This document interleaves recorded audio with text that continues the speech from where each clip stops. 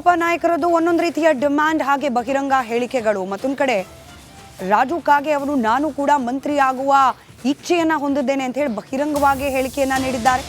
ಸಿದ್ದರಾಮಯ್ಯನವರ ಹಾಗೆ ಡಿ.ಕೆ. ಶಿವಕುಮಾರ್ ಅವರ ಆಂತರಿಕ ಸಂಘರ್ಷ ದೆಹಲಿ ಮಟ್ಟಕ್ಕೆ ಬಂದು ತಲುಪಿದೆ.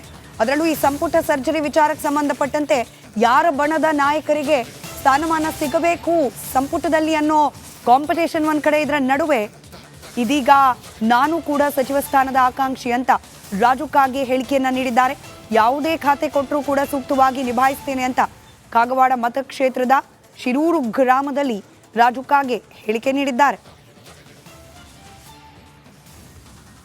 ನನಗೆ ಮಾಹಿತಿ ಇಲ್ಲ, ನಾನು ಆಕಾಂಕ್ಷಿ ಇದ್ದೀನಿ. ನನಗೂ ಕೊಟ್ಟರು ಯಾವ ಖಾತೆ ಕೊಟ್ಟರು ಸೂಕ್ತವಾಗಿ ನಿಭಾಯಿಸ್ತೀನಿ ಅನ್ನೋಂಥ ಶಕ್ತಿ ನನ್ನಲ್ಲಿದೆ. ಅದಕ್ಕೆ ನನಗೂ ಕೊಟ್ಟರು ನಿಭಾಯಿಸ್ತೀನಿ. ಆದರೆ ನನಗೆ ಏನು ತಪ್ಪೇನಿದೆ, ಕೊಡಬೇಕಿಲ್ಲ. ಅವರು ಸೀನಿಯರ್ ಇದ್ದಾರೆ, ಮಾಜಿ ಮಂತ್ರಿಗಳಿದ್ದಾರೆ, ಅವ್ರಿಗೂ ಕೊಟ್ಟರು ನಾನು ಸಂತೋಷಿದ್ದೀನಿ. ನನಗೆ ಮಾಹಿತಿ ಇಲ್ಲ, ನಾನು ಆಕಾಂಕ್ಷಿ ಇದ್ದೀನಿ. ನನಗೂ ಕೊಟ್ಟರು ಯಾವ ಖಾತೆ ಕೊಟ್ಟರು ಸೂಕ್ತವಾಗಿ ನಿಭಾಯಿಸ್ತೀನಿ ಅನ್ನೋಂಥ ಶಕ್ತಿ ನನ್ನಲ್ಲಿದೆ. ಅದಕ್ಕೆ ನನಗೂ ಕೊಟ್ಟರು ನಿಭಾಯಿಸ್ತೀನಿ. ಆದರೆ ನನಗೆ ಏನು ತಪ್ಪೇನಿದೆ, ಕೊಡಬೇಕಿಲ್ಲ. ಅವರು ಸೀನಿಯರ್ ಇದ್ದಾರೆ, ಮಾಜಿ ಮಂತ್ರಿಗಳಿದ್ದಾರೆ. ಅಬಕಾರಿ ಇಲಾಖೆಯಲ್ಲಿ ಲಂಚಾವತಾರ ಪ್ರಕರಣಕ್ಕೆ ಸಂಬಂಧಪಟ್ಟಂತೆ ಲೋಕಾಯುಕ್ತರ ತನಿಖೆ ಚುರುಕನ್ನ ಪಡೆದಿದೆ. ಎಫ್ಐಆರ್ ದಾಖಲಾಗುವ ಮೊದಲೇನೆ ದೂರುದಾರರ ವಿಚಾರಣೆಗೆ ಮುಂದಾಗಿದೆ ಲೋಕಾಯುಕ್ತ ತನಿಖಾ ಸಂಸ್ಥೆ. ಮಂಡ್ಯ ಅಬಕಾರಿ ಇಲಾಖೆಯಲ್ಲಿ ಲಂಚಾವತಾರದ ಪ್ರಕರಣ ರಿಪಬ್ಲಿಕ್ ಕನ್ನಡ ಬ್ರೇಕ್ ಮಾಡಿ ಫಾಲೋ ಅಪ್ ಮಾಡ್ತಾ ಇರುವ ಸುದ್ದಿ. ಇದೀಗ ಲೋಕಾಯುಕ್ತ ವಿಚಾರಣೆಗೆ ಹಾಜರಾಗಿದ್ದಾರೆ ಪುನೀತ್. ಮಂಡ್ಯ ಲೋಕಾಯುಕ್ತ ಅಧಿಕಾರಿಗಳ ಮುಂದೆ ಹಾಜರಾಗಿದ್ದಾರೆ ಪುನೀತ್. ಎಫ್ಐಆರ್ ದಾಖಲಾಗೋ ಮುನ್ನವೇ ದೂರುದಾರರ ವಿಚಾರಣೆ ನಡೆಸಲಾಗ್ತಾ ಇದೆ. ಲೋಕಾಯುಕ್ತ ಡಿಐಜಿಗೆ ವರದಿ ನೀಡೋಕೆ ವಿಚಾರಣೆಯನ್ನ ನಡೆಸಲಾಗ್ತಾ ಇದೆ. ದೂರುದಾರ ಪುನೀತ್ ಲೋಕಾಯುಕ್ತ ವಿಚಾರಣೆಗೆ ಹಾಜರಾಗಲಿಕ್ಕೆ ತೆರಳುತ್ತಾ ಇರುವ ಸಂದರ್ಭದ ದೃಶ್ಯವನ್ನ ಗಮನಿಸ್ತಾ ಇದ್ದೀರಿ. ಎಫ್ಐಆರ್ ದಾಖಲಾಗೋ ಮೊದಲೇ ದೂರುದಾರನಿಂದ ಒಂದಷ್ಟು ಪ್ರಾಥಮಿಕ ಹಂತದ ಮಾಹಿತಿಯನ್ನ ಕಲೆ ಹಾಕ್ತಿದ್ದಾರೆ ಲೋಕಾಯುಕ್ತ ಅಧಿಕಾರಿಗಳು. ಮಂಡ್ಯ ಅಬಕಾರಿ ಇಲಾಖೆಯಲ್ಲಿನ ಲಂಚಾವತಾರ ಬಾರ್ ಲೈಸೆನ್ಸ್ ಪಡಿಬೇಕು ಅಂತಂದ್ರೆ ಲಂಚಕ್ಕೆ ಡಿಮ್ಯಾಂಡ್ ಇಡ್ತಾರೆ ಅಬಕಾರಿ ಅಧಿಕಾರಿಗಳು ಅಂತ ಹೇಳಿ ದೂರನ್ನ ನೀಡಿದ್ರು ಕಾಂಗ್ರೆಸ್ನ ಕಾರ್ಯಕರ್ತ ಪುನೀತ್. ಇದೀಗ ಪುನೀತ್ ಅವರ ವಿಚಾರಣೆಯನ್ನ ನಡೆಸಲಾಗ್ತಾ ಇದೆ. ಮತ್ತಷ್ಟು ಡೀಟೇಲ್ಸ್ ನಮ್ಮ ಪ್ರತಿನಿಧಿ ಆನಂದ್ ನೀಡ್ತಾ ಹೋಗ್ತಾರೆ. ಆನಂದ, ಎಫ್ಐಆರ್ ದಾಖಲಾಗೋಕ್ ಮುಂಚೆನೆ ವಿಚಾರಣೆ ಯಾಕಾಗಿರಬಹುದು ಅಂತ ಹೇಳಿ, ಮುಂದೆ ಈ ಪ್ರಕರಣದ ತನಿಖೆ ಚುರುಕಾಗುವ ಸಾಧ್ಯತೆಗಳು ಎಷ್ಟರ ಮಟ್ಟಿಗೆ ಕಂಡು ಬರ್ತಾ ಇದೆ? ಸ್ಮಿತಾ, ಮಂಡ್ಯ ಅಬಕಾರಿ ಇಲಾಖೆಯ ಬ್ರಹ್ಮಾಂಡ ಭ್ರಷ್ಟಾಚಾರ ಬಯಲಾಗಿದೆ. ನಿನ್ನೆ ಅಷ್ಟೇ ರಿಪಬ್ಲಿಕ್ ಕನ್ನಡ ಈ ಸುದ್ದಿಯನ್ನ ಬ್ರೇಕ್ ಮಾಡಿತ್ತು. ನಿರಂತರವಾಗಿ ಫಾಲೋ ಅಪ್ ಕೂಡ ಮಾಡಲಾಗ್ತಾ ಇತ್ತು. ಅದರ ಪರಿಣಾಮ ಈಗಾಗಲೇ ಒಬ್ಬ ಅಧಿಕಾರಿ ಸಸ್ಪೆಂಡ್ ಆಗಿದ್ರೆ ಮತ್ತೊಬ್ಬ ಅಧಿಕಾರಿಯ ಅಮಾನತಿಗೆ ಈಗಾಗಲೇ ಶಿಫಾರಸು ಕೂಡ ಮಾಡಿರುವಂತದ್ದು. ಮತ್ತೊಂದೆಡೆ ಏನ್ ದೂರು ದಾಖಲಾಗಿದೆ ಅದ್ರ ಸಂಬಂಧಪಟ್ಟಂಗೆ ಮಂಡ್ಯ ಲೋಕಾಯುಕ್ತ ಅಧಿಕಾರಿಗಳು ಈಗಾಗಲೇ ತನಿಖೆಯನ್ನು ಕೂಡ ಆರಂಭ ಮಾಡಿರುವಂತದ್ದು. ಎಫ್ಐಆರ್ ದಾಖಲಾಗೋಕ್ಕೂ ಮೊದಲೇ ಒಂದಷ್ಟು ತನಿಖೆಯನ್ನ ಮಾಡ್ತಾ ಇರುವಂತದ್ದು. ಆಡಿಯೋ ಮತ್ತೆ ವಿಡಿಯೋ ಏನ್ ಕೊಟ್ಟಿದ್ರೆ ಅದರ ಅಸಲಿಯತ್ತೇನು, ಜೊತೆಗೆ ಅದರಲ್ಲಿ ಸತ್ಯಾಂಶ ಇದೆಯಾ ಅನ್ನೋ ಒಂದು ಪರಿಶೀಲನೆಗೆ ಜೊತೆಗೆ ಒಂದಷ್ಟು ಪ್ರಾಥಮಿಕ ತನಿಖೆಯನ್ನ ಮಾಡ್ತಾ ಇರುವಂತದ್ದು. ಈಗಾಗಲೇ ದೂರುದಾರ ಪುನೀತ್ ಅವರನ್ನು ಕೂಡ ಕಚೇರಿಗೆ ಕರೆಸ್ಕೊಂಡು ಒಂದಷ್ಟು ವಿಚಾರಣೆಯನ್ನ ಮಾಡ್ತಾ ಇದ್ದಾರೆ. ಆ ನಂತರ ಏನು ಒಂದು ವರದಿಯನ್ನ ಸಿದ್ಧಪಡಿಸಿ ಲೋಕಾಯುಕ್ತ ಡಿಐಜಿಗೆ ಕಳಿಸ್ತಾರೆ. ಡಿಐಜಿ ಅನುಮತಿ ಕೊಟ್ಟ ಬಳಿಕ ಎಫ್ಐಆರ್ ಅನ್ನ ದಾಖಲು ಮಾಡ್ಕೊಂಡು ತನಿಖೆಯನ್ನ ಶುರು ಮಾಡುವಂತದ್ದು. ಸದ್ಯ ಈಗಾಗಲೇ ಆಕ್ಟಿವ್ ಆಗಿರುವಂತ ಲೋಕಾಯುಕ್ತ ಅಧಿಕಾರಿಗಳು ಈಗಾಗಲೇ ವಿಚಾರಣೆ ಕೂಡ ನಡೀತಾ ಇರುವಂತದ್ದು. ಇವತ್ತು ಪುನೀತ್ ಅವರನ್ನ ಕರೆಸ್ಕೊಂಡಿರುವಂತ ಡಿವೈಎಸ್ಪಿ ಸುನೀಲ್ ಕುಮಾರ್ ಅವರು ಒಂದಷ್ಟು ವಿಚಾರಣೆಯನ್ನು ಕೂಡ ಮಾಡ್ತಾ ಇರುವಂತದ್ದು. ಅವರಿಂದ ಒಂದಷ್ಟು ದಾಖಲೆಗಳು ಜೊತೆಗೆ ಅವರಿಂದ ಯಾವ ರೀತಿ ಡಿಮ್ಯಾಂಡ್ ಬಂತು, ಒಂದಷ್ಟು ಆಡಿಯೋದಲ್ಲಿರುವಂತದ್ದು, ಜೊತೆಗೆ ಯಾವ ರೀತಿ ಡಿಮ್ಯಾಂಡ್ ಇಟ್ರು ಅನ್ನೋದೆಲ್ಲ ಸಂಪೂರ್ಣವಾಗಿ ಮಾಹಿತಿ ಕಲೆ ಹಾಕುವಂತ ಕೆಲಸವನ್ನ ಮಾಡ್ತಾ ಇದ್ದಾರೆ. ಸ್ಮಿತಾ, ಧನ್ಯವಾದ ಆನಂದ್ ಮಾಹಿತಿಗಾಗಿ.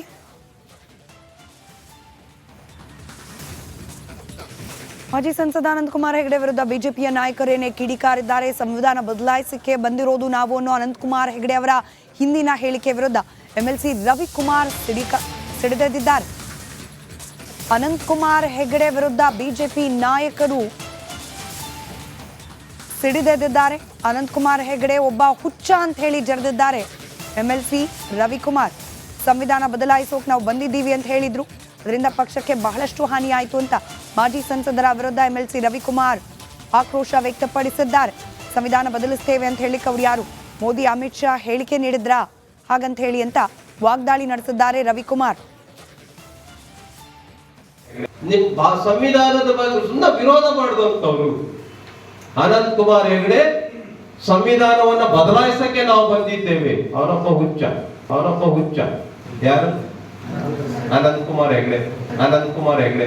ನೆಹರು ಪ್ರಧಾನಮಂತ್ರಿ ಹೇಳಿದ್ರ? ಯಾರು RSS ನ ಸರಸಂಘ ಚಾಲಕರು ಹೇಳಿದ್ರ? ಏನೋ ಮಾತಿನ ಬರದಲ್ಲಿ ಹೇಳಿ ನಾನು ಅವ್ರನ್ನ ಓದ್ ಮಾಡ್ಕೊಳ್ತಾ ಇಲ್ಲ. ನಿಮ್ ಸಂವಿಧಾನದ ಬಗ್ಗೆ ಸುಮ್ಮನೆ ವಿರೋಧ ಮಾಡಿದಂತವ್ರು ಅನಂತ್ ಕುಮಾರ್ ಹೆಗ್ಡೆ ಸಂವಿಧಾನವನ್ನ ಬದಲಾಯಿಸಕ್ಕೆ ನಾವು ಬಂದಿದ್ದೇವೆ. ಅವನೊಬ್ಬ ಹುಚ್ಚ. ಯಾರು? ಅನಂತ್ ಕುಮಾರ್ ಹೆಗ್ಡೆ. ನೆಹರು ಪ್ರಧಾನಮಂತ್ರಿ ಹೇಳಿದ್ರ? ಯಾರು RSS ನ ಸರಸಂಘ ಚಾಲಕರು ಹೇಳಿದ್ರ? ಏನೋ ಮಾತಿನ ಬರದಲ್ಲಿ ಹೇಳಿ ನಾನು ಅವ್ರನ್ನ ಓದ್ ಮಾಡ್ಕೊಳ್ತಾ ಇಲ್ಲ. ನಿಮ್ ಸಂವಿಧಾನದ ಬಗ್ಗೆ ಸುಮ್ಮನೆ ವಿರೋಧ ಮಾಡಿದಂತವ್ರು ಅನಂತ್ ಕುಮಾರ್ ಹೆಗ್ಡೆ ಸಂವಿಧಾನವನ್ನ ಬದಲಾಯಿಸಕ್ಕೆ ನಾವು ಬಂದಿದ್ದೇವೆ. ಬಿಜೆಪಿ ರೆಬೆಲ್ ಟೀಮ್ ನೇತೃತ್ವ ವಹಿಸಿರುವ ಯತ್ನಾಳ್ ವಿರುದ್ಧ ಮಾಜಿ ಸಚಿವ ರೇಣುಕಾಚಾರ್ಯ ವಾಗ್ದಾಳಿಯನ್ನ ನಡೆಸಿದ್ರು. ಬೆಂಗಳೂರಿನಲ್ಲಿ ಮಾತನಾಡಿದ ಅವರು, ಸದಾನಂದ ಗೌಡರು ಮಾತನಾಡಿದ್ದಕ್ಕೆ ಬೆಚ್ಚಿಸ್ತಿದ್ದೀನಿ ಅಂತೀಯಲ್ಲ, ನೀನು ಏನ್ ಬ್ಲಾಕ್ ಮೇಲ್ ಮಾಸ್ಟರ ಅಂತ ಹೇಳಿ ಏಕವಚನದಲ್ಲೇ ಕಿಡಿಕಾರಿದ್ರು. ಜೊತೆಗೆ ಅದೇನು ಬಿಚ್ಚಿಡು ನೋಡೋಣ, ನಾವು ನಿಂದು ಬಿಚ್ಚಿಡ್ತೀವಿ ಅಂತ ಹೇಳಿ ಸವಾಲನ್ನ ಹಾಕಿದ್ರು. ಮಾಜಿ ಸಂಸದ ಅನಂತ್ ಕುಮಾರ್ ಹೆಗಡೆ ವಿರುದ್ಧ ಚಿತ್ರದುರ್ಗದಲ್ಲಿ ಪರಿಷತ್ ಸದಸ್ಯ ಎನ್ ರವಿಕುಮಾರ್ ವಾಗ್ದಾಳಿಯನ್ನು ನಡೆಸಿದ್ದಾರೆ. ಅನಂತ್ ಕುಮಾರ್ ಹೆಗಡೆ ಒಬ್ಬ ಹುಚ್ಚ, ಹೀಗಾಗಿ ಸಂವಿಧಾನ ಬದಲಾಯಿಸಲಿಕ್ಕೆ ನಾವು ಬಂದಿದ್ದು ಅಂತ ಹೇಳಿದ್ರು ಅಂತ ಸ್ವಪಕ್ಷದ ನಾಯಕನ ವಿರುದ್ಧವೇ ಕಿಡಿಕಾರಿದ್ರು. ಸಂವಿಧಾನ ಸನ್ಮಾನ ಅಭಿಯಾನದಲ್ಲಿ ಅನಂತ್ ಕುಮಾರ್ ಹೆಗಡೆಗೆ ಟಾಂಗ್ ಅನ್ನ ಕೊಟ್ರು. ಆ ಸಂವಿಧಾನದ ಬಗ್ಗೆ ಸುಮ್ಮನೆ ವಿರೋಧ ಮಾಡಿದಂತವ್ರು ಅನಂತ್ ಕುಮಾರ್ ಹೆಗಡೆ ಸಂವಿಧಾನವನ್ನ ಬದಲಾಯಿಸಕ್ಕೆ ನಾವು ಬಂದಿದ್ದೇವೆ. ಅವನೊಬ್ಬ ಹುಚ್ಚ. ಯಾರು? ಅನಂತ್ ಕುಮಾರ್ ಹೆಗ್ಡೆ. ನೆಹರು ಪ್ರಧಾನಮಂತ್ರಿ ಹೇಳಿದ್ರ? ಯಾರು RSS ನ ಸರಸಂಘ ಚಾಲಕರು ಹೇಳಿದ್ರ? ಏನೋ ಮಾತಿನ ಬರದಲ್ಲಿ ಹೇಳಿ ನಾನು ಅವ್ರನ್ನ ಓದ್ ಮಾಡ್ಕೊಳ್ತಾ ಇಲ್ಲ. ಬಿಜೆಪಿ ಹಾಗೂ ಜೆಡಿಎಸ್ ಶಾಸಕರಿಂದ ಸಿಎಂಗೆ ಕಪ್ಪು ಪಟ್ಟಿ ಪ್ರದರ್ಶನ ವಿಚಾರ ಸಂಬಂಧ ತುಮಕೂರಿನಲ್ಲಿ ಗೃಹ ಸಚಿವ ಡಾಕ್ಟರ್ ಜಿ ಪರಮೇಶ್ವರ್ ಪ್ರತಿಕ್ರಿಯಿಸಿದ್ದಾರೆ.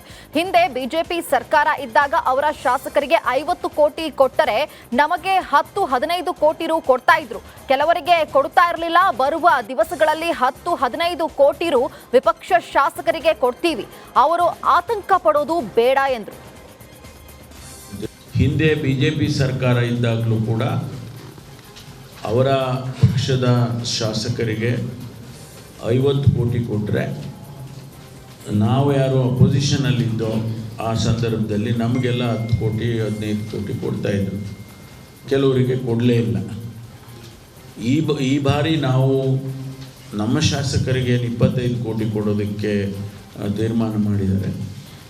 ವಿರೋಧ ಪಕ್ಷದ ಶಾಸಕರಿಗೂ ಕೂಡ 10-15 ಕೋಟಿ ರೂಪಾಯಿಯನ್ನು ಕೊಡ್ತೇವೆ ಅಂತೇಳಿ ಮಾನ್ಯ ಮುಖ್ಯಮಂತ್ರಿಗಳು ತಿಳಿಸಿದ್ದಾರೆ.